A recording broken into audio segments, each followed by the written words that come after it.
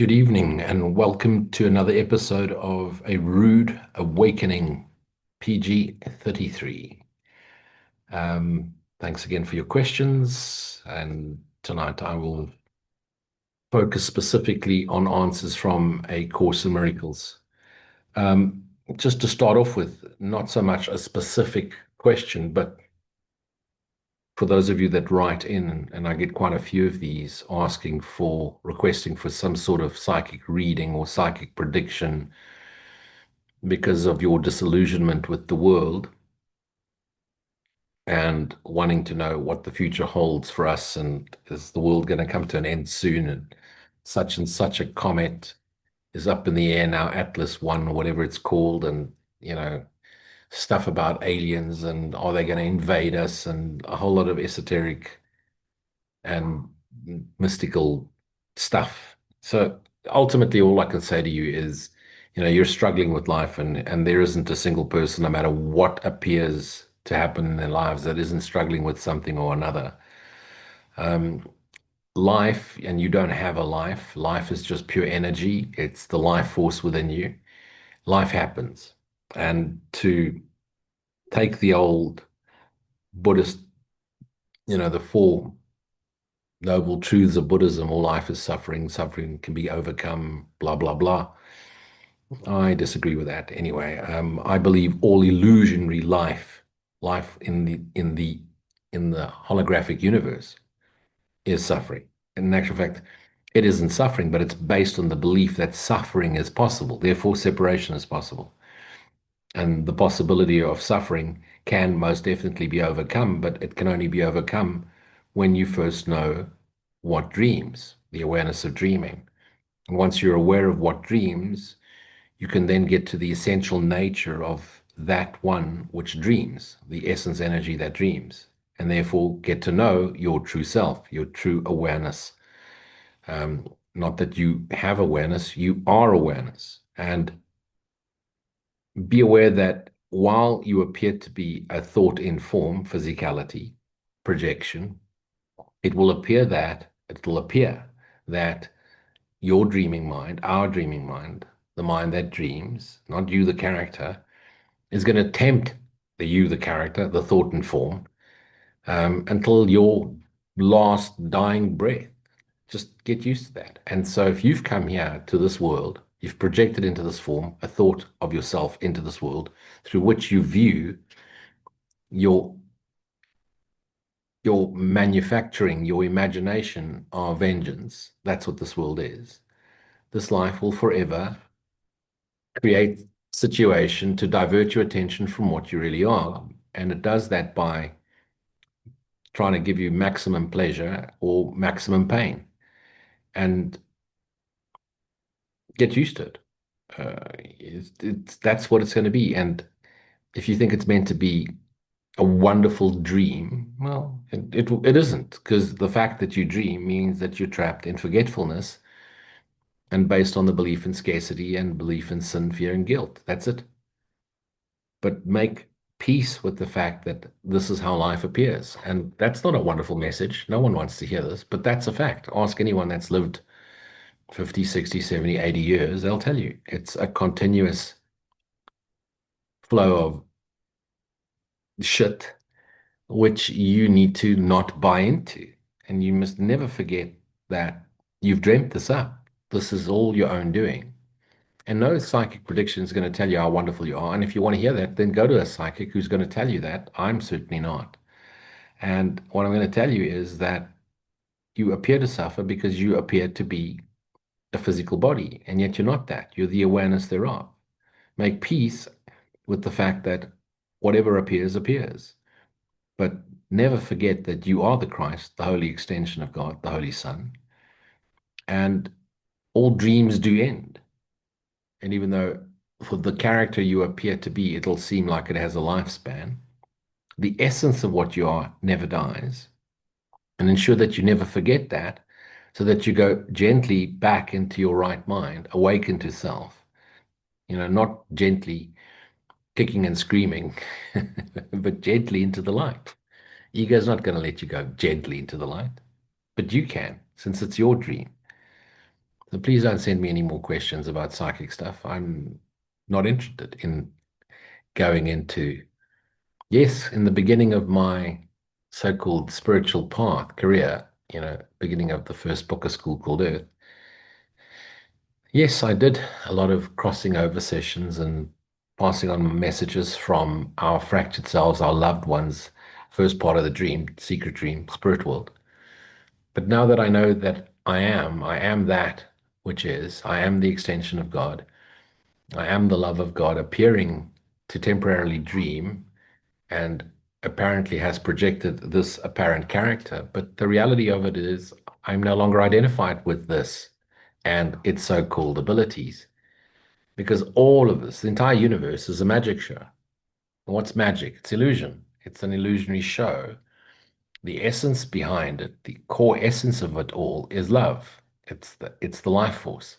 The appearance thereof is ego illusion, magic.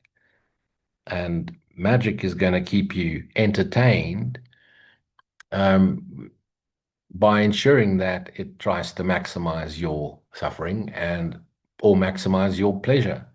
And that's what the ego seeks, the maximum pleasure it can get or the maximum suffering it can get in order to keep you from going within and recognizing the awareness of dreaming. So there's so much for psychic stuff. I'm not going there. So if you feel like I haven't answered you, it's because there's no point. Return to being. Forget about what the future holds. Future is just a projection of whatever you're experiencing in your conscious awareness right now. And if you buy into it, you're projecting it into what appears to be right now, tomorrow. But it's always now. Hope that settles that funny, because I get a lot of them, a lot of people asking for psychic readings. I'm not a psychic, not at all. Okay, so just a dude trying to share the awareness of dreaming with the rest of myself. That's it. Okay, next question. Long question. Hello, Luigi. I recently found your channel. I'm not a student of A Course in Miracles. In fact, I don't know much about it. But I love the way you explain the nature of reality. Thank you. And the way you make sense of the spirit world, first dream. Thank you.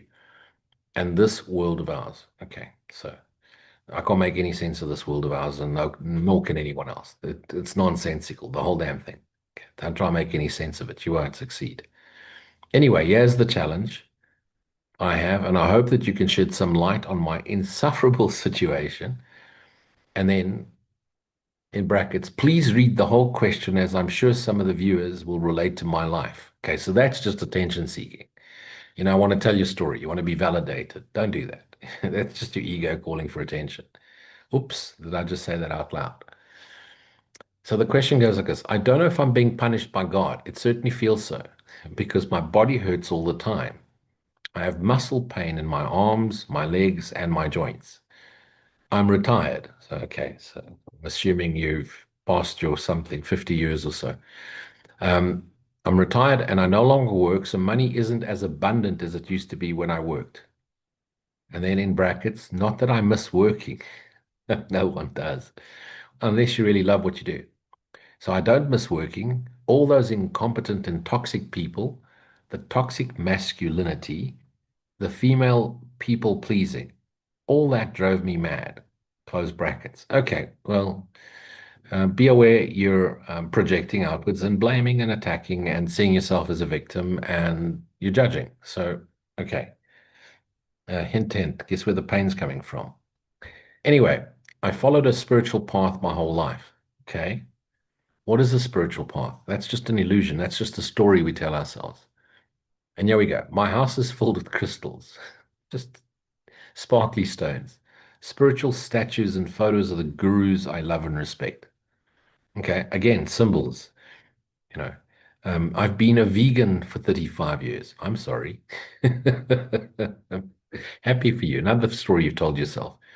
I've refused to take any form of chemical medication, although I did take the XYZ because it was the right thing to do, the 2020 XYZ. I've never smoked or drank alcohol. And yet my body is constantly in pain. See, you should have been smoking and drinking your life. You probably would have enjoyed it. Not that you wouldn't have had pain, but you would have at least enjoyed the beforehand. Not that you should drink or smoke. You really shouldn't, especially if you're a kid. Okay. And a kid is anybody under the age of 50. I suffer terribly. I can hardly sit for more than an hour and even sleep. And even sleeping hurts my body. Like, welcome to the life of a past athlete. Okay. So my question is, do you think that I suffer for some past life karma? Absolutely not. Stories. Or am I being punished by God because of the sins I've committed in my life? I see you call sins errors. I've made quite a few. I've never been married, but I've had several affairs. Oh, nice being honest. Affairs with men that who are married, all of whom promised to leave their wives but never did, leaving me heartbroken so many times I cannot count them. This made me very angry with God, really angry. Underlined. Okay, well, God's not doing this to you. This is you doing this to yourself. Do you think this is why I'm suffering pain? No, you're suffering pain for many different reasons. Is God doing this to me? Absolutely not. God doesn't know you exist as a character. God only knows you as the son who dreams. And in actual fact, has no idea of the content of your dream. So God doesn't know there's a planet called Earth or a planet called Uranus. Only you do. Okay, so please shed some light on my situation and don't hold back. Trust me, I won't. You don't have to ask. I've wasted so much money on psychics. You deserve to have wasted money on them. Okay, silly girl. And none of them have given me satisfactory answers to as to what I should do. Well, no one will because psychics are just nonsense, bullshit. Just, the true psychic is someone who's tapped into the collective mind and is getting glimpses at best of what appears to be your life, which is only, it's not the psychic reading the life, it's the mind which dreams us all up, projecting images through all its thoughts and forms, its ideas. So psychic phenomena, you know, silly stuff, crystal balls and stuff. So let me start off with this as an answer and go to the text. If those of you who have A Course in Miracles, text 13, the intro of chapter 13, the acceptance of guilt into the mind of God's Son, you, I'm talking directly to you now, the dreamer, not you, the character, was the beginning of the separation, the acceptance of guilt.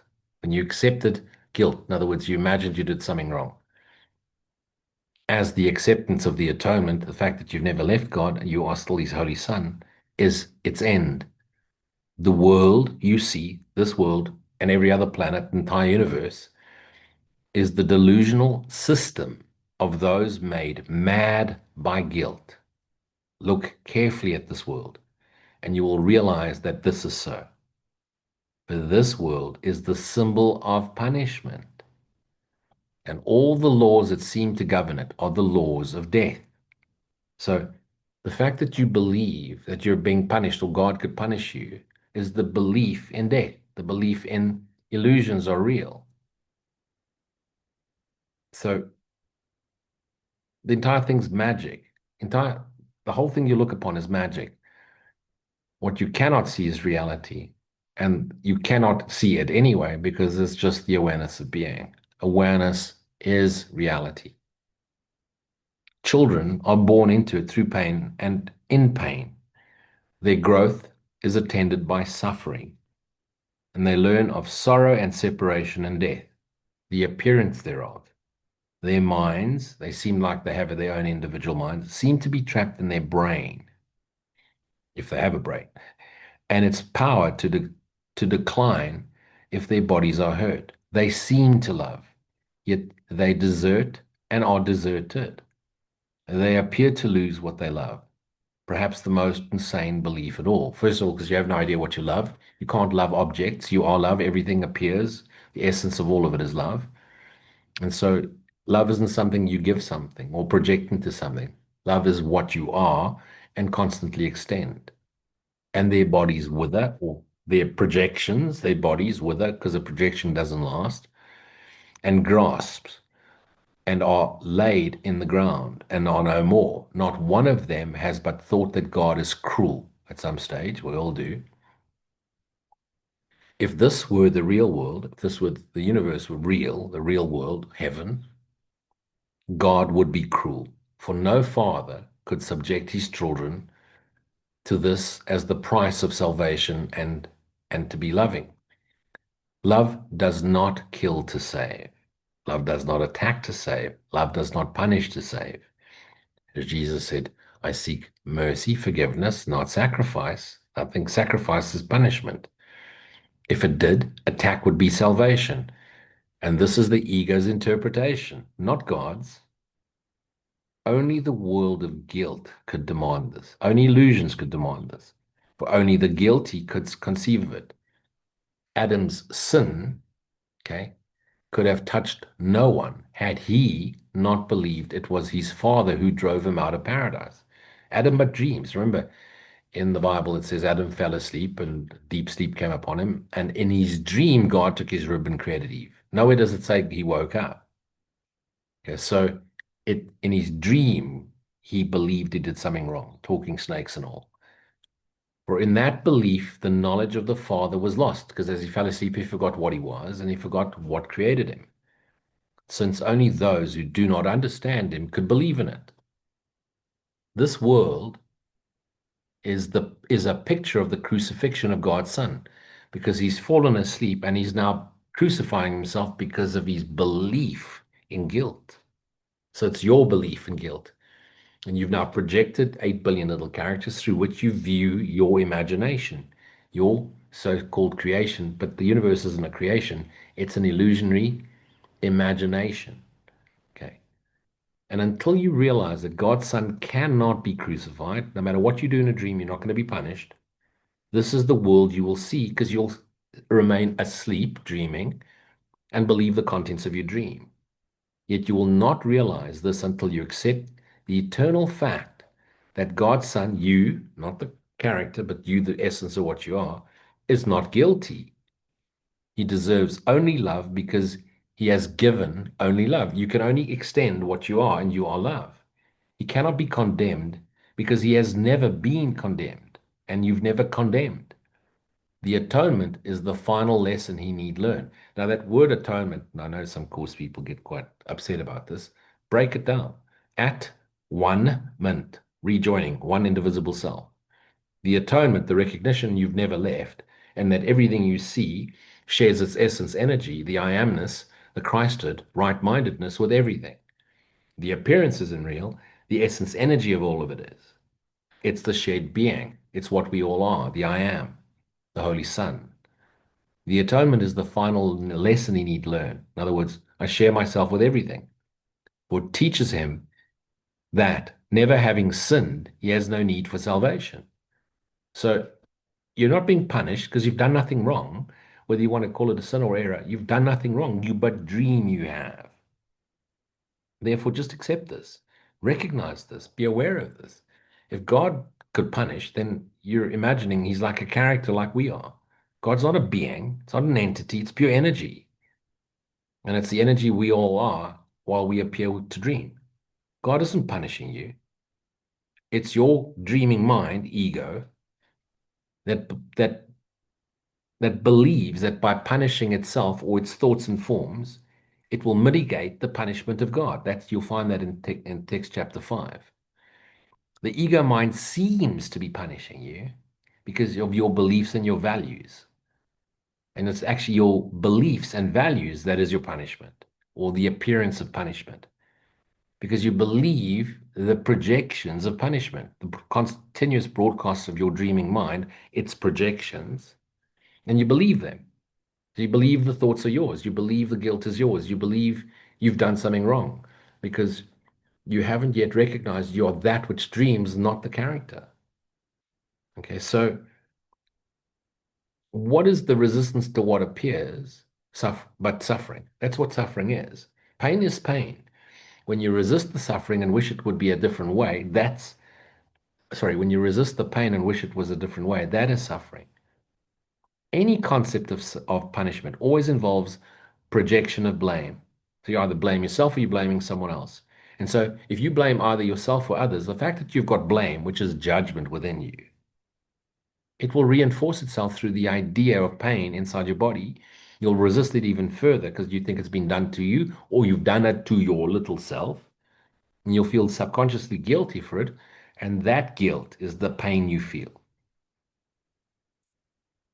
Just remember, ego mind seems to be punishing you because you seem to believe that you are real, a body, and you seem to believe that these bodies can sin, do something wrong, and therefore will be punished. And so you then experience the fear of being punished. And you study anybody, ask any martial artist, he'll tell you this. Pain is but fear leaving the body. That's it. And so it's trying to leave the body, it's trying to release itself from you. But while you believe that it's possible and you believe it shouldn't be that way, you're in resistance to what is. Therefore, hanging on to the punishment, hanging on to the pain, the suffering, you suffer the pain in order to draw attention away from what is into what's not possible. And that's why you then feel guilty, not understanding why you feel pain because you've forgotten, you've thrown it away, the memory of why you've projected the universe in vengeance. And so now you feel guilt, not realizing that guilt and pain and any form of suffering is the effect of you forgetting what you are, not the cause of your suffering. The cause of pain, okay, is your projection of your disillusionment. Suffering is your resistance of your projection, but you're projecting it. You're doing it, and then now you're resisting it and thinking someone else is doing it to you. Stop resisting. Allow all feelings to suffer. I mean, to surface, not to suffer. And without judging them, just observe them and try and find their source. Try and find the story that they tell you. You suffer pain because you did this or you did that and you never have a broken heart. You've got a broken identity. That's it. Observe whatever appears or appears to be going through without judging it. And if you're in pain, go see a doctor. Listen, I'm ex-sportsman. I've done some stupid things. I've fallen off motorcycles at 300 k's an hour on a racetrack, leathers or not. And I've got joint pain in my shoulders and my knee. Hey, it's a continuous pain. The resistance of it would be suffering. Am I resisting it? No, look for a solution. Go and find someone. Go and get an X-ray. Take some magnesium, for example, some NMN, and find a solution. Find a solution to it. It's not spiritual to take painkiller or anti-inflammatory. Go for it. Find what the solution that works for you. And then while you're busy doing all of that, finding a solution for it in the world of dreams, forgive yourself for dreaming up a way to punish yourself. And ask your Holy Spirit and ask your right mind, your Christ mind, to show you another way of seeing. This is vision, so that it brings through an understanding and you can make peace with the conditions of projection and recognize what projects and what is real and what is not. So, the Course in Miracles, if you go to the Course in Miracles, it teaches in actual fact that God doesn't punish us. In fact, the idea of punishment is a misunderstanding of God's nature and therefore your own nature. So if God cannot punish, you cannot be punished because what doesn't punish is only love extending. And what do you love? And therefore you cannot be punished. And therefore you cannot suffer or feel anything. You're just the awareness of being. According to Course in Miracles, God is awareness. God is love. And awareness, love cannot punish. The concept of punishment comes straight from the ego, your dreaming mind. Remember, ego is just a cluster of thoughts. It's not an entity. It's from your distorted dreaming mind's thinking. That's it. And it's your dreaming mind's thinking which is projected thoughts, thought forms, spirit beings, and those thought forms are then projected into physical form, thoughts in form, us, projections. And that projection, having forgotten it is the dreaming son, because the best memory you'll have through like a past life regression at best is first dream, which you see yourself as an individual. They're not going to give you any answers out of that. It's still anyone that I did 3,000 regressions at the beginning of my so-called spiritual teaching career 30 years ago. And what I've recognized now is we still see ourselves as separate beings in the spirit world, first dream. Still the separation appears in the spirit world. So it's not reality. And it's this unreality, this delusion, which makes us believe we're separate from God and that we can be either judged and therefore punished by God for our mistakes or sins or whatever. We're only doing this to ourselves. So make peace with it. Bring it into awareness. Don't resist it. Don't think about it, but bring it into awareness and abide there. with it.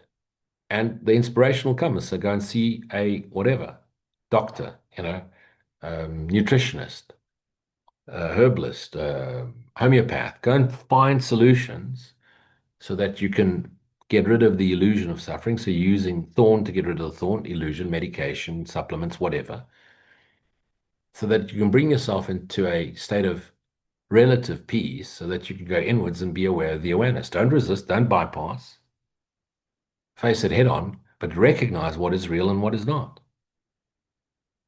And of Course in Miracles, the ground idea of A Course in Miracles is we are all still one with God.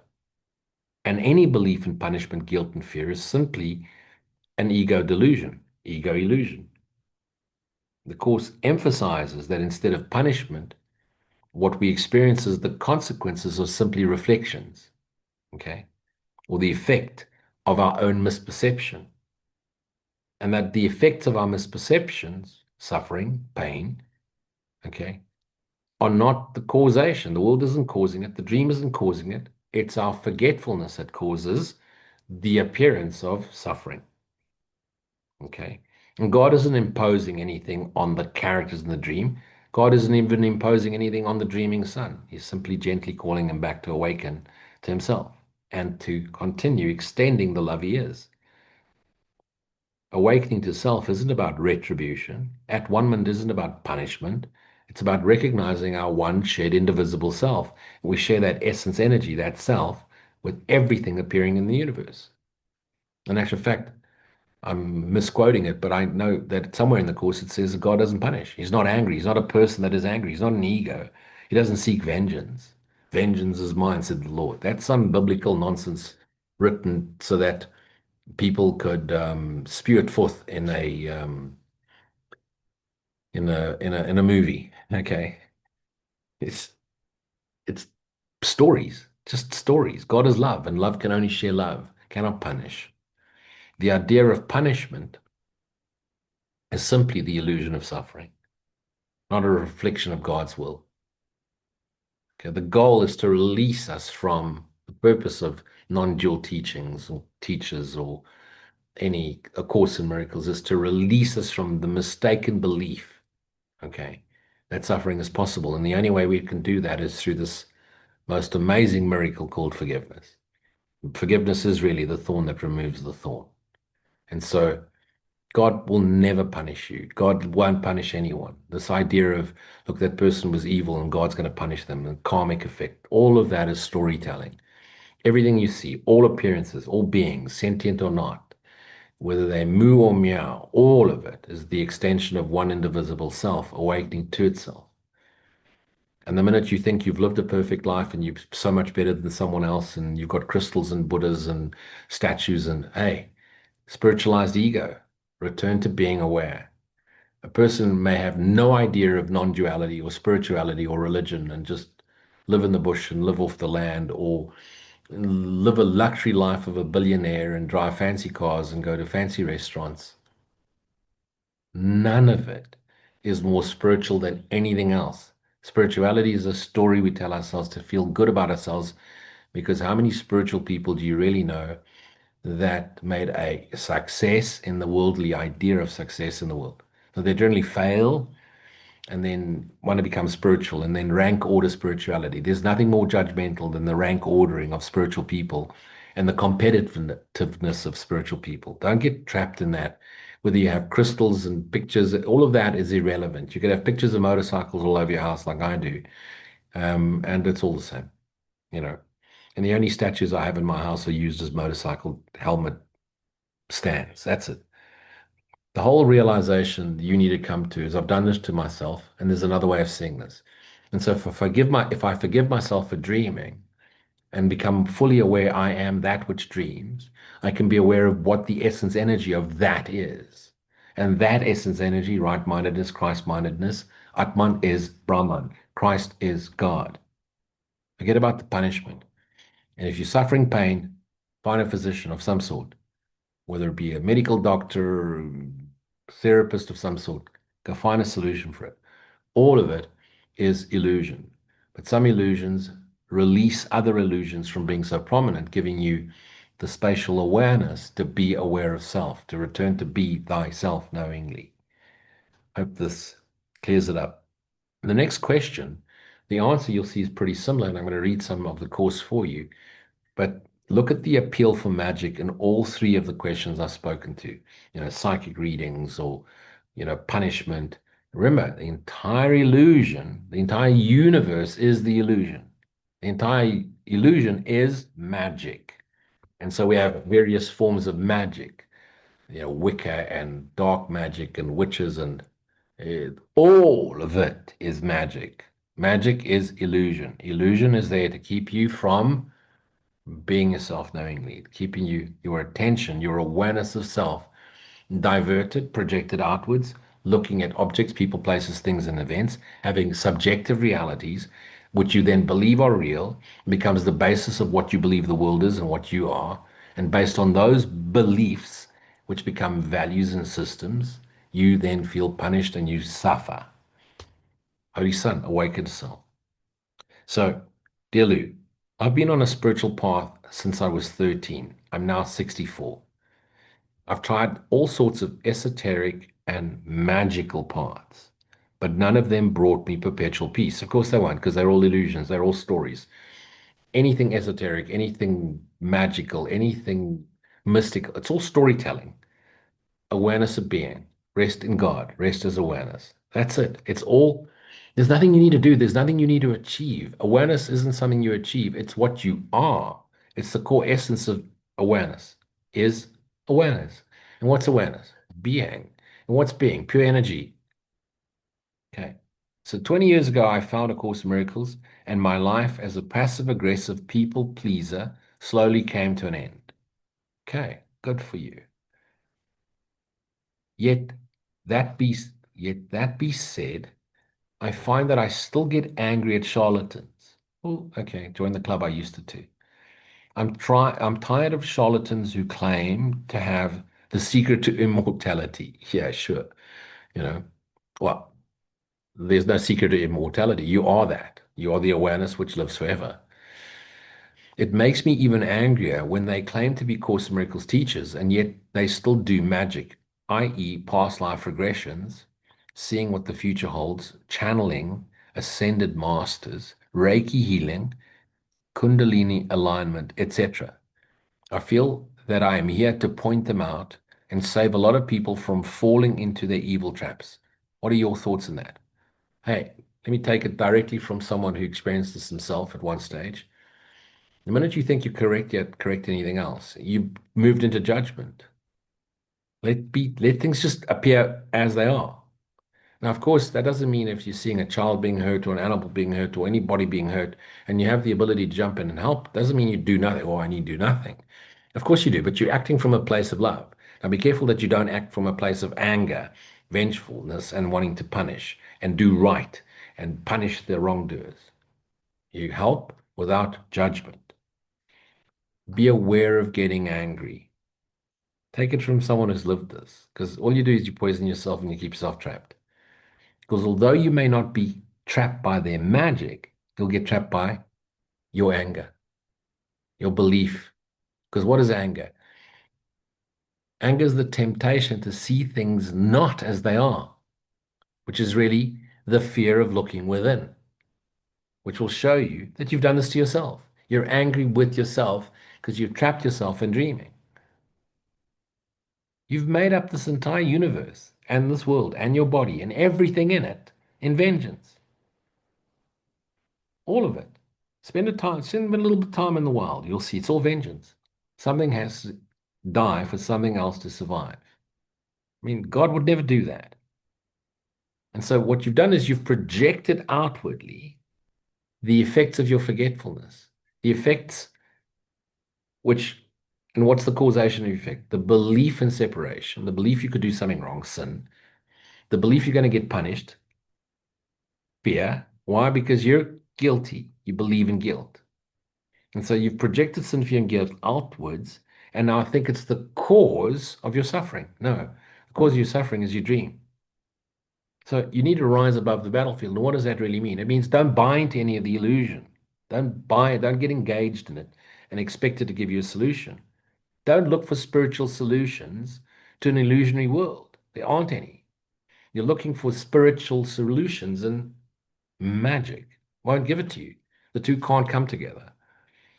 The only spiritual answer is the awareness of being, the awareness of dreaming, which brings you to the awareness of of being. So rise above this. Don't resist the resistance. Allow it all to come in and let things be exactly as they are. You need do nothing, the course teaches us. You need do nothing. It doesn't mean you can do nothing, okay? Or you mustn't do anything. It means you don't need to do anything. Just allow it to be. If you feel compelled to do something, by all means. But rest as awareness and make sure that when you act from love. Let the Holy Spirit, what's the Holy Spirit? Your memory of God. Show you another way to see your illusion of dreaming, to bring you into the awareness of dreaming and to the illusion which is dream.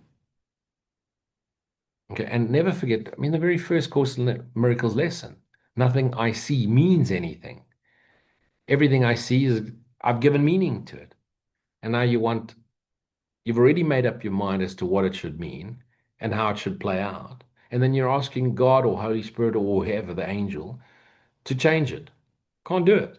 God, angels, Holy Spirit cannot change illusions because God, Holy Spirit, angels don't see illusions, only aware of the essence energy we call reality.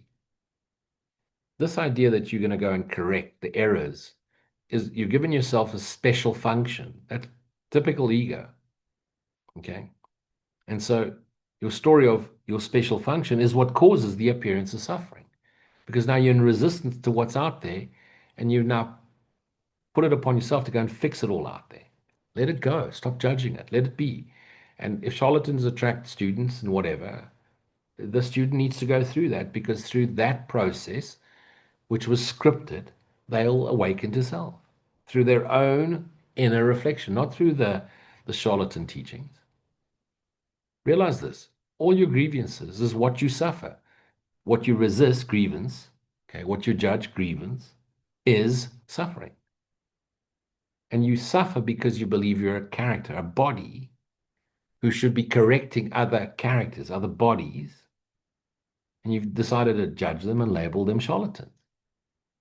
And what you're doing is you're judging yourself, and you keep yourself bound by your illusion of your special function. You're not the character you think you are. You are the dreamer of all characters in the entire universe. And the greatest error you have here is that you believe that you're a character with grievances. That's another one. That's the next layer. And so now you're going to change others, but it's actually only your own grievance. And you think you're going to change others because they're wrong and you're right. Wouldn't you rather just be happy than be right? You're not the thing you think you are. Stop identifying with the stories and your special function and why you're here and why people in the shop. Let it go. Because if it's not real, why are you judging it? Stop identifying with your grievances. Stop giving them so much attention. Stop suffering your illusions. In other words, stop believing your ideas of projection, your illusions about your character, what the properties this has. You're the Holy Son of God. But ultimately, that's just my spin on it. Course in Miracles gives a beautiful answer. So those of you that have a course, go to actually, it's the Manual for Teachers, question 17. How do God's teachers deal with magic thoughts? Now remember, the entire universe is a magic thought. Your body-mind apparition's a magic thought. Not hands-on healing is magic or Reiki or whatever. No, no. All of it is a magic thought. All of it, the whole thing. Okay, so how did in the Manual for Teachers, how do God's teachers deal with magic thoughts? This is a crucial question both for teacher and pupil. So remember, you're teacher and pupil permanently. Whether you label yourself a teacher or not, you're still a teacher. Whether you think you're a student of the course, you're sometimes student, sometimes you're teacher. This is a continuous sharing of being, one indivisible self. If this issue is mishandled, the teacher of God has hurt himself and has also attacked his pupil. And now you think you're fixing others. This strengthens fear and makes the magic seem quite real to both of them. So now made their illusion real, and now you judge them for it and you think you need to correct them for their illusion. How does God deal with illusions? Just whispers to his son, return to, wake up. That's it. So, and doesn't actually say anything, just allows the essence energy to return to itself.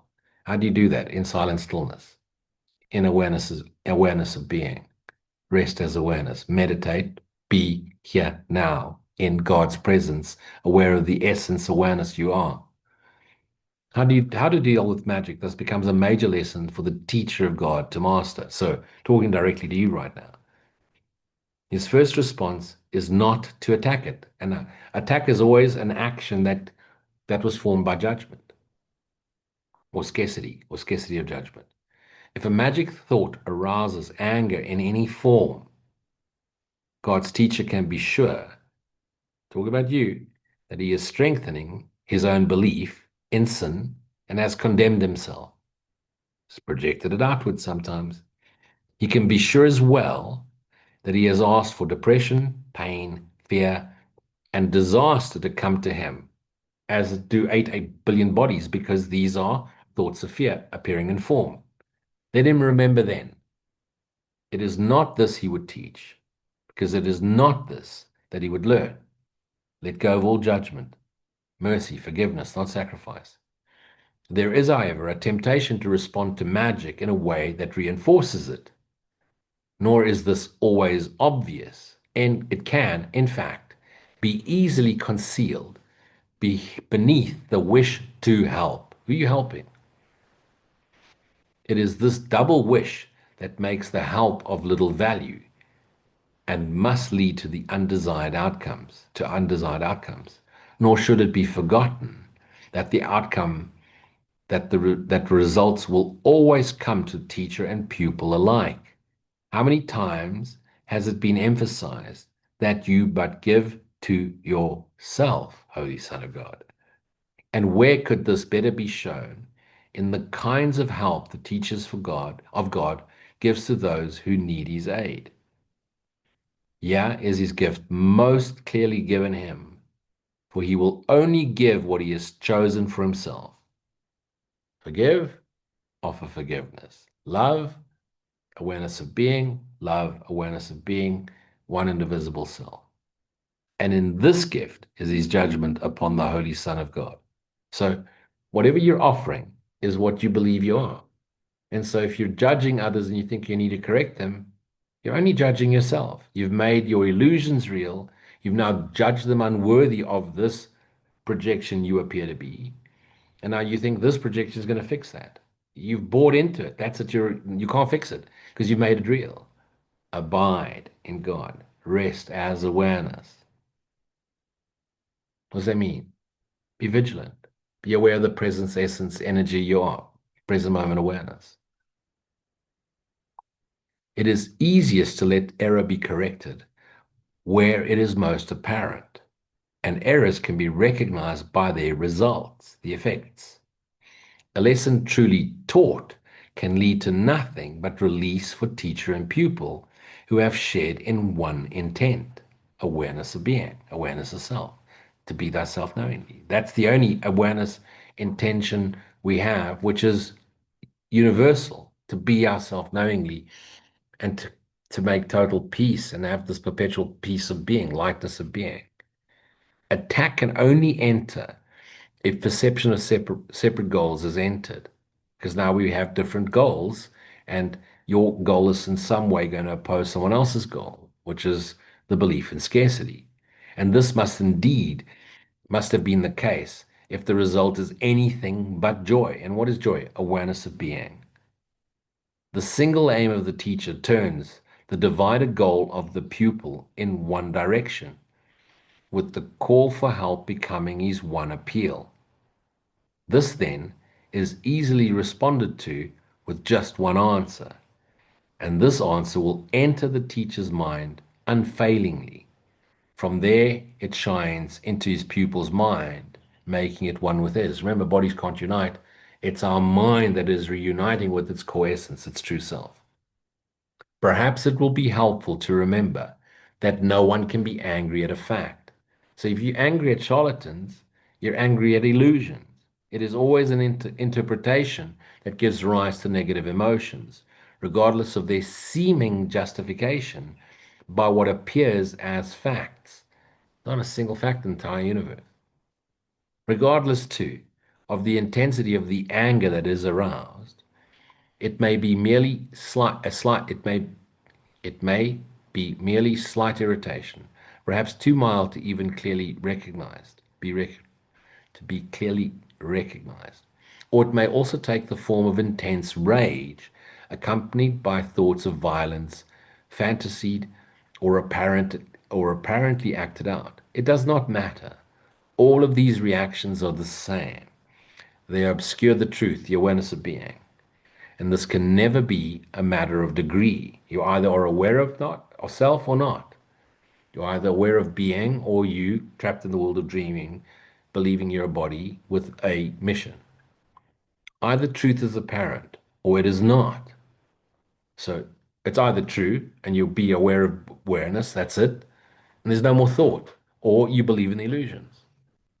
It cannot partially recognized. Who is unaware of truth must look upon illusions and believe them real. And 90% of the spiritual world is about seeing reality while hanging onto illusions, and then you wonder why you suffer.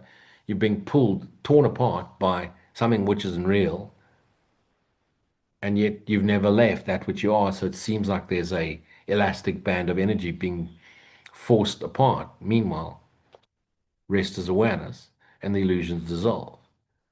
Anger in response to perceived magic thoughts is a basic cause of fear. Consider what this reaction means, and its centrality in the world thought system becomes apparent. A magic thought, by its mere presence, acknowledges a separation from God, the entire universe. It states, in the clearest form possible, that the mind which believes it as a separate will can oppose the will of God, and also believes it can succeed. And the reality is, we all believe we have this amazing free will. We only have free will towards reality. Our free will towards illusion is still nothing. It's not real. So when do you have real free will? When you choose to will God's will. That this can hardly be a fact is obvious. Yet that it can be believed as a fact is equally obvious. And herein lies the birthplace of guilt. Who usurps the place of God and takes it for himself now has a deadly enemy, the dreaming mind. Okay, the many me's, enemies. And he must stand alone in his protection and make himself a shield to keep him safe from fury that can never be abated and vengeance that can never be satisfied. So the ego wants to keep itself dreaming through its character projections. Why? Because it fears being punished. How can this unfair battle ever be resolved? Its ending is inevitable, for its outcome must be death. How then can one believe in one's defenses? Magic again must come to help. Circular reference, or Ouroboros. Snake swallowing his own tail. Forget the battle. Accept it as a fact and then forget it. Do not remember the impossible odds against you. Do not remember the immensity of the enemy. And do not think about your frailty in comparison. You see how the ego does? Doesn't want you to go within. Accept your separation, but do not remember how it came about. Don't be aware that you're dreaming this whole thing. Believe that you have won it, but do not retain the slightest memory of who your great opponent really is. Protecting your forget, Projecting your forgetting onto him, it seems he has forgotten you too. And this is what we're doing, projecting outward our sin, fear, guilt, then seeing as the causation of our suffering, not realizing the causation is our forgetfulness, our non-recognition of the extension of God we are. But what will now be your reaction to all magic thoughts? They can but reawaken sleeping guilt, which you have hidden but have not let go. How do you know you've let it go? The universe disappears. Each one says clearly to your frightened mind, you have usurped the place of God.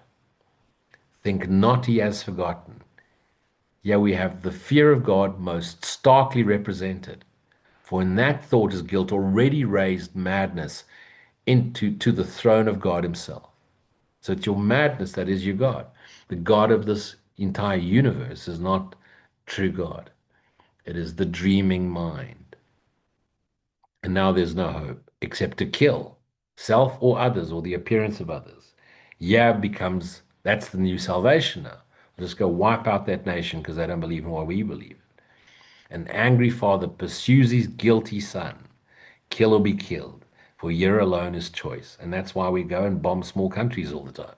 Well, we South African don't even have a military, but we know who we're talking about. Beyond there is none. For what was done cannot be done without. The stain of blood can never be removed, and anyone who bears the stain on him must meet with death. And that's again, the fear to look within is the fear of death. Into this hopeless situation, God sends his teachers. You accept the soul, accept this role that you play. They bring the light, they bring the awareness of being, the light of hope from God himself. There is a way in which escape is possible, awaken to self. It can be learned and taught, but it requires patience and abundant willingness. Thy will be done, not my will, but thy will. Given that, the lessons manifest simplicity stands out like an intense white light against the black horizon. For such it is. If anger comes from an interpretation and not a fact, and the entire universe is an interpretation, accept that. It is never justified. So any solution we create in the dream of separation just creates another problem. It only alleviates something for a short term. Once this is even dimly grasped, the way is open. I've done this to myself. Memory for God within me, show me another way. I'm now looking in my memory banks, memory, nonlinear time, of the presence of being, the awareness of being. And therein is the memory of self, Atman is Brahman, Christ is God. Now it is possible to take the next step. The interpretation can be changed at last. Magic thoughts need not lead to condemnation, no judgment, for they do not really have the power to give rise to guilt. So when you hear yourself judging, they're not your thoughts. Who's judging you? You think you're judging yourself or you're judging them. They're just radio waves. You're the radio, and there's a song of judgment playing through, and now you think it's your judgment, and now, furthermore, you think it's your role to go and punish them.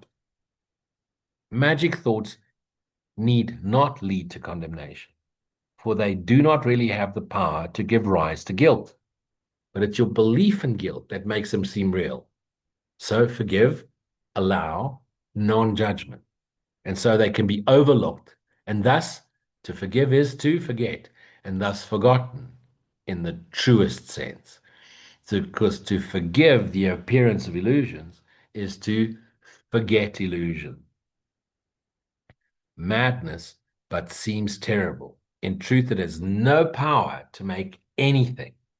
Dreaming mind has not made a single thing. Matter by quantum physicists have been proven not to be there, just the appearance of matter. Like the magic which becomes its servant, it neither attacks nor protects.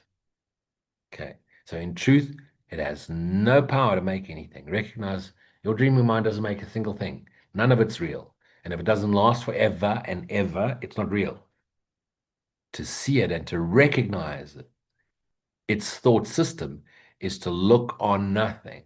And try to make sense of this illusion, this world, this universe. Can nothing give rise to anger? Hardly so. Remember then, teacher of God, that anger recognizes a reality that is not there. It's made it real and now reacts to it.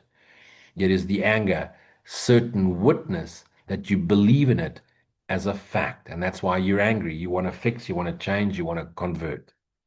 Now its escape seems impossible until you see you have responded to your own interpretation, your own imagination, and how you interpret your vengeful projection, which you have projected on an appearance of an outside world. Let this grim sword, this judgment, be taken from you now. There is no death. The sword does not exist. Judgment's not there.